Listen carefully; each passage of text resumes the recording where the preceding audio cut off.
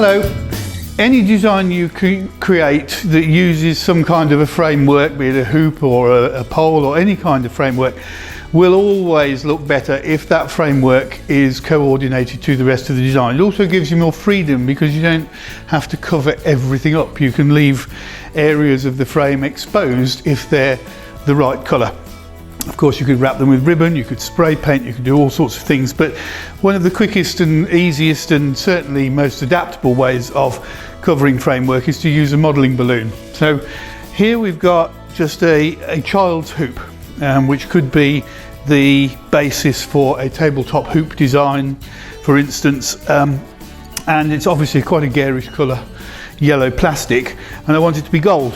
And these areas here I've already covered with a modelling balloon, and it's really very simple to do. Inflate your balloon just a little way, 3 or 4 inches, even less than that will be fine.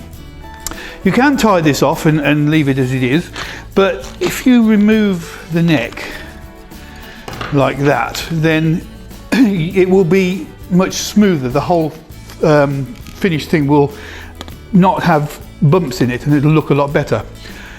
Press the cut end of the balloon against the frame with your thumb and then wrap the inflated part over, trapping the cut end underneath it. Once you've gone round once, then you'll have your seal and it'll be fine. And then all you need to do is to continue to wrap the inflated part of the balloon around the frame, and as you do so, squeeze the air out. If you push the balloon around, you'll find that it traps air.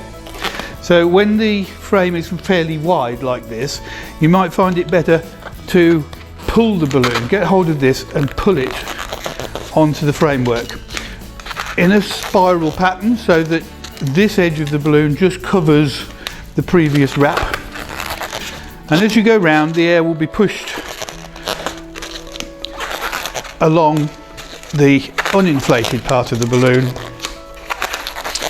and you'll end up with a nice smooth covering of whatever colour you want. Keep going and going.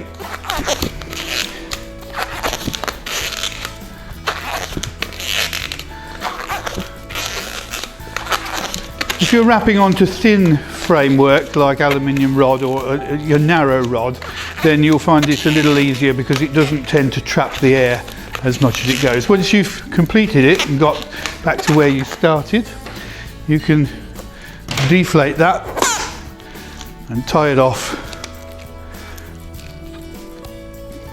and then just make sure this will be the only real lump you have in the whole thing if you don't tie off your balloons to start with.